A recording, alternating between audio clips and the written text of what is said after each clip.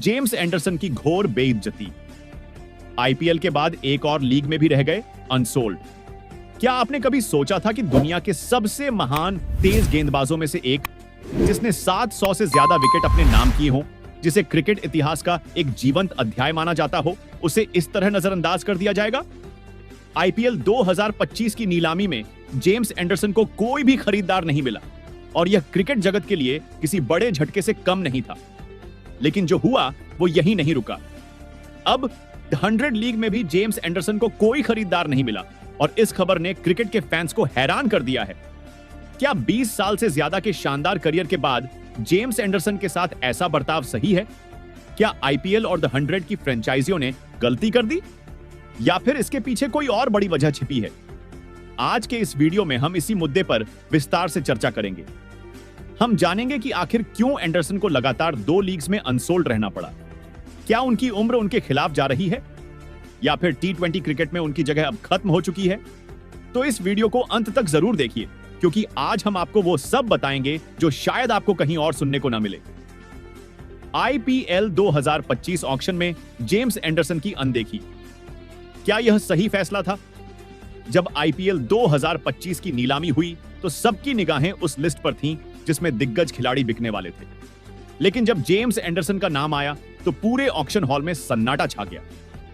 किसी भी टीम के मालिक ने उन्हें खरीदने में दिलचस्पी नहीं दिखाई और जब अगले राउंड में उनका नाम दोबारा पुकारा गया तब भी किसी ने उनके लिए बोली नहीं लगाई। यह क्रिकेट जगत के लिए चौंकाने वाली खबर थी। एक ऐसा खिलाड़ी जिसने 700 से ज्यादा टेस्ट विकेट लिए, जिसे क्रिकेट के सबसे घातक स्विंग गेंदबाजों में से एक माना जाता है, उसे किसी भी आईपीएल फ्रेंचाइजी ने नहीं खरीदा। और सवाल उठने लगे, क्या एंडरसन आईपीएल खेलने के लायक नहीं है? क्या उनकी उम्र और उनकी धीमी गति अब टी20 क्रिकेट में फिट नहीं बैठती? द 100 में भी हुआ अनदेखा, दूसरी बार टूटा दिल। अगर आईपीएल में अनसोल्ड रहना उनके लिए एक झटका था, तो जो हुआ वह और भी ज्यादा चौंकाने वाला था।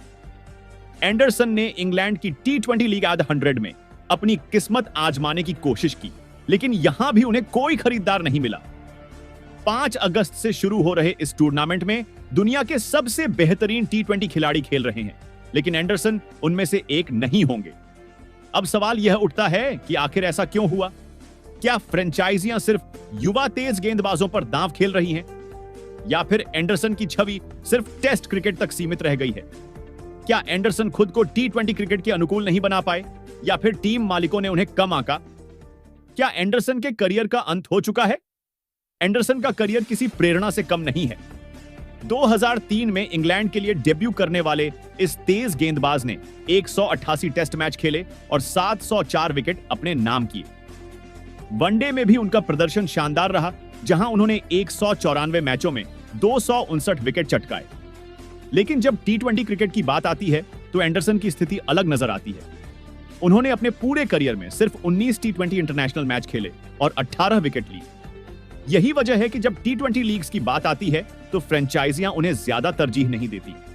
आईपीएल और द 100 की टीमें अब ऐसे गेंदबाजों को चाहती हैं जो नई गेंद से विकेट निकालें और डेथ ओवर्स में यॉर्कर और धीमी गेंदों से बल्लेबाजों को परेशान करें। लेकिन एंडरसन की गेंदबाजी शैली टेस्ट क्रिकेट के अनुकूल है, जहां स्विंग और कट्टर का महत्व ज्यादा होता है। एंडरसन को क्यों नहीं खरीदा गया? अब सवाल यह उठता है कि आईपीएल और द 100 में फ्रेंचाइजियों ने एंडरसन को क्यों नहीं खरीदा? इसके पीछे कई कारण हो सकते हैं। 1. उम्र एक बड़ी वजह। एंडरसन अब 42 साल के हो चुके हैं और क्रिकेट में उम्र एक महत्वपूर्ण फैक्टर होती है। 2. टी20 अनुभव की कमी।